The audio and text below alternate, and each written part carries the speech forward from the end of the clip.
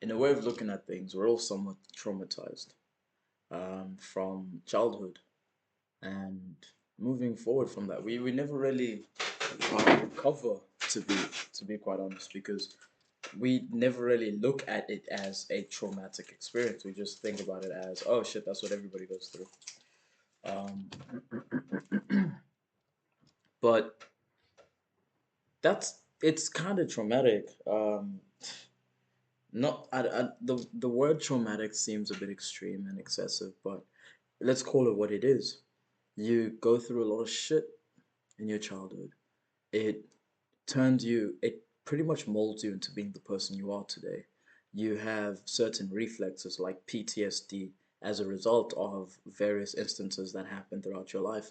You have psychological PTSD. Um, maybe someone shouts at you, or even if it's not shouting, it's like just the way you respond, the way you react to things. It's a matter of how you grew up, whether that childhood was great or horrible. And we never really recover from that because we never look at it as something we should look into as though it were a traumatic experience and heal from it. Some of us didn't have the best parents. Some of us didn't have the best friends. Some of us didn't have any friends. Some of us didn't have um, a great childhood, right?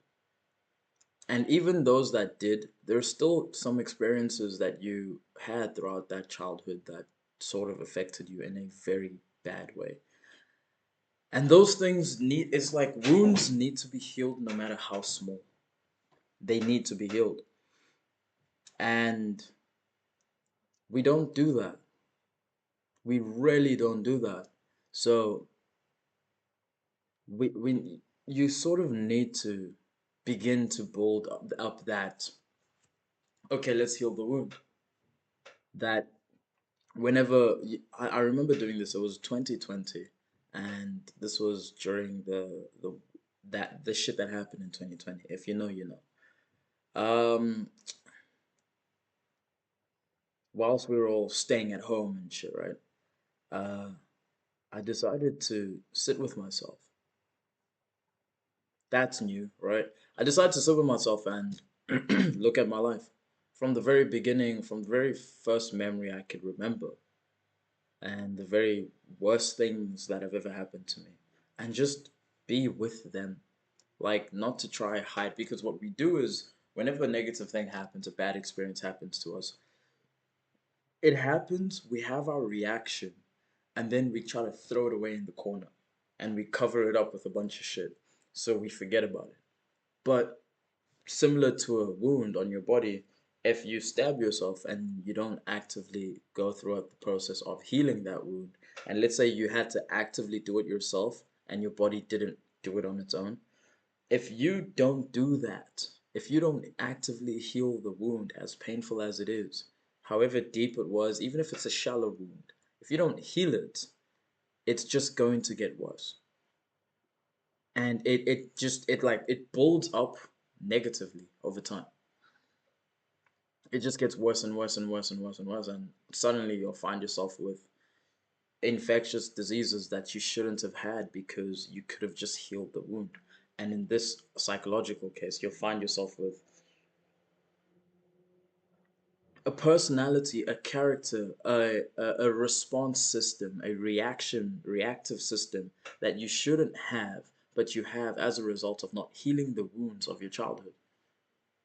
And it's not just childhood, it's adulthood as well. Shit happens when you're a kid, shit happens when you're old, it just shit happens all the time. Shit happens all the time, right? And you just gotta just actively heal yourself. It's not easy.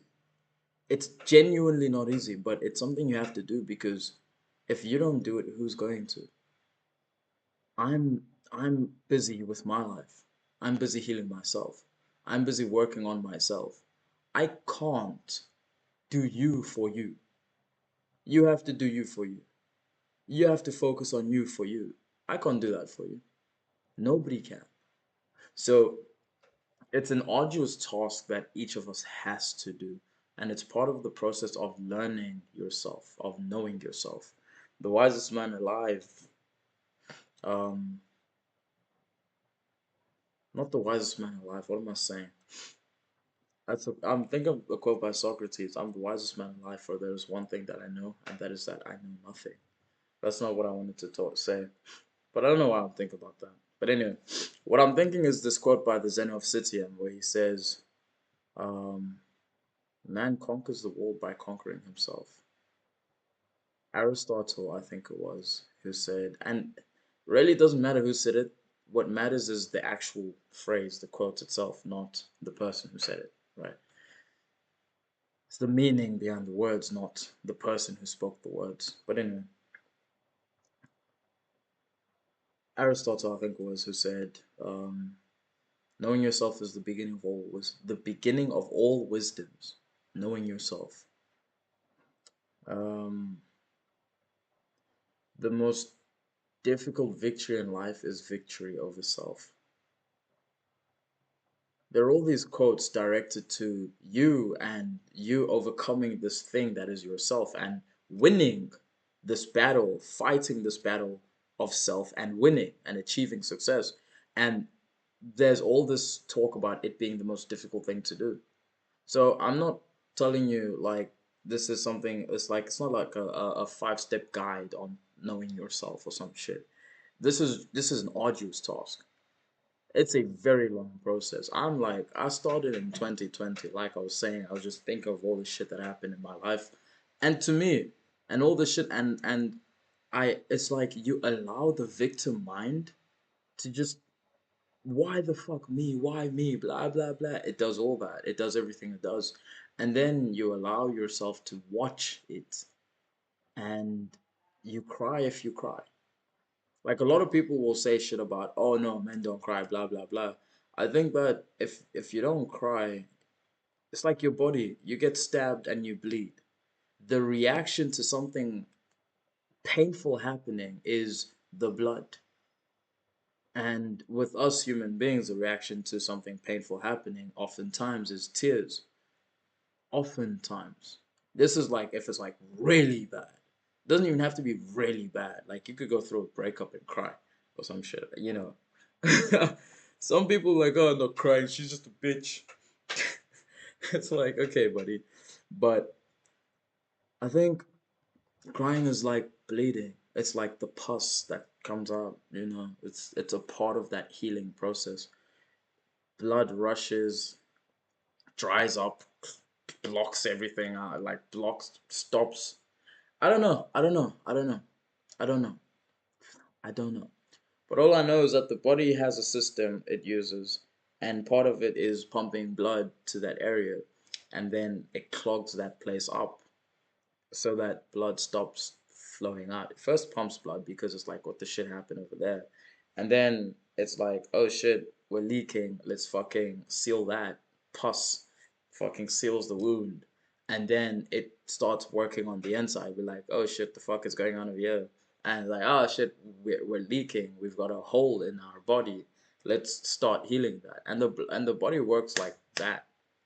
We, however, are not as intelligent as our body is. Our conscious mind isn't as intelligent as our unconscious. That's an interesting thing to think of. A lot of people act as though, and this is crazy. I did make a video about this last year. Today is the 27th of February 2026. I made a video about this last year where I spoke about how the analytical mind tries to stand above the primitive mind. And I'll go into depth on that video. You'll hear it when you hear it, see it when you see it. But it's interesting that we sort of don't give our primitive mind the credit that it deserves. Our unconscious, let's call it the primal, the unconscious, whatever you want to call it, right? That mind, that being, that thing, we all have it. That's probably the most intelligent thing that we have. Instincts, whatever you want to call it, man. It's the most intelligent part of ourselves. The analytical mind tries to stand as king and rule over everything else, but the analytical mind doesn't have much control. It genuinely doesn't. But anyway, um,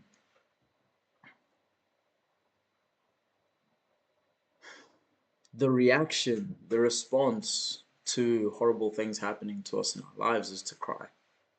And then in that crying, it's like, okay, do you hold back or do you let it out? And even when you let it out, there will always be like more tears later on, depending on how bad the thing was. There'll always be more tears to come. Um, but it's important to note that crying is necessary. It's a part of the healing process. And then understanding, accepting, and releasing. Like all of the stuff's important. But we don't do this. We don't do it with our childhood because it makes us who we are. And if you let go of who you are, then who are you? And we're too scared to ask that question, who am I? Because none of us really have a response. We all give the response being, oh, this is my name. I'm this person. But is that really you? Or is it just a character you're playing? Who are you deep down at your core? The center of your being? Not a lot of people can actually answer that question. And it's because not a lot of people have healed or done the work necessary to be able to answer such a question. We're all too ashamed. We're all so ashamed of feeling profoundly sad. So sad that we could cry. But we don't realize that, again, crying isn't a bad thing. A bad thing would be to wallow in that sadness. A bad thing would be to dwell in that space and to want others to pity you as a result of what's happened. It's not about the reaction of others, it's about yourself. It's about you. You cry to heal you, to release, to feel the feelings. Don't be overcome by the feelings, but feel them. Allow yourself to feel them. It's extremely important.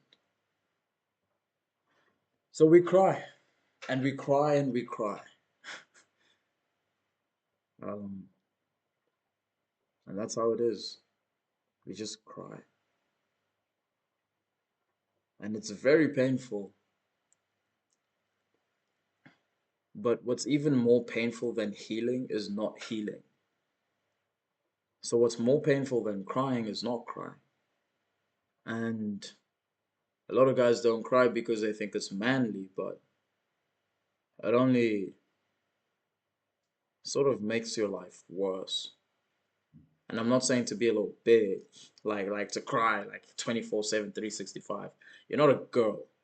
Like I remember talking to I heard this from like multiple girls. They were telling me, "Oh, I cry like at minimum twice every week." Dude, there's 7 days in a week. You're crying for at least 2 days. Like in 2 days, you're crying, like genuine bawling tears and shit, crying. And they're like, yeah, I cry all the time. Bro, I remember watching like sad ass anime, like sad ass movies and sad ass shows. I didn't cry through that shit. Although it was like here, like I'm feeling the fucking pain over here, and eyes were tearing up, but I didn't cry. Fuck you mean? Cry twice a week. So I'm not saying be like that, but I'm saying it's okay to do it from time to time. Like you don't have to be ashamed of that. Um, yeah, I think it's important to understand that. It's important to see it that we are the result of the things we allow to control us. And the things we allow to control us are the things we are unaware of that are controlling us. Because nobody likes to be controlled, but we're all controlled by influences that we're unaware of to a certain degree until you uncondition your mind. And this unconditioning of the mind is the act of one, realizing what it is that's controlling me, and two, not letting it continue. Learning to be the master of my own fate and not allowing something else to dictate where I will go, what I will do, to dictate who I will be. Being the deciding force, being the authority of my own life, that's extremely important. And not a lot of people can do that. Not a lot of people can say that that's what they are in their own lives. Although a lot of people will lie, in all honesty, there is very few who are able to take control of themselves. And those few are those who practice self-improvement. And it's funny that even if you practice self-improvement, that doesn't mean you'll get to that stage or that phase, because a lot of people just stop along the way, or a lot of people don't get there. They don't continue the journey because there's a lot of shit, man. There's a lot of shit. I could go on for hours, but I don't want to. So very few of the people who actually get past a lot of these barriers, and very few of the people who understand these dynamics. Um, so one of the most important things to do at the very beginning of your journey is to look back at your life. See, just watch it as though you're watching a movie. Look at everything you've done. Sit alone if you have to. I remember I sat here. I was literally sitting right here. Um, 2020. I have a book over there. I'll show it to you sometime. 2020, around like April, May, April, around that time. Yeah. Um, and I was home alone. The whole day I was home alone, and the next day, everybody left. I just stayed home, and I used that time, and it was different. I'll say that. I was able to let go of a lot of things, to begin to let go. Letting go isn't right, but it's like, imagine you're holding a tight fist and then you begin to loosen. That is what I started doing back in 2020. Now we're at a point after fucking 6 years, like 5 years, almost 6 years. On almost on the sixth year. This is gonna be the sixth year, right? Now it's at a point where my fist is like this. It's no longer clinging tightly, like all this force. The muscles have relaxed, and I'm at the point where it's like kind of releasing. The ideal point will be where you're just like everything just fucking. Imagine your hand could go backwards. That's how let go you are. You let go so much, your hand starts folding the other direction. But it's more like, I don't know, even like a natural state. Like, I guess my hands when resting are in this position. This would be okay. Like, you don't have to be fucking that, but you just have to release, begin the process of releasing, and that's extremely important. Meditation helps, and this is a form of meditation, to look at your past and just think to yourself, what a life. This book I'm reading by Seneca on the shortness of life, he talks about how a lot of people will look at their lives when they're older and they'll just always with regret. And then if you ask them, well, how much of the life that you lived was actually yours? They'll say, not a lot. They won't say it, but the answer will be that not a lot of their life was their own, because they gave their life away to people to work, to lust and pleasures and leisure and all these things, and they didn't give their life to themselves. And what does that mean to give your life to yourself? I don't know. I guess I'm also trying to figure that out. So I'll let you know when I know. But for now, I think you're gonna next video you're gonna see is like from back in 2025 sometime. Uh Thanks for watching, listening, and I'll see you on the next one. Take care.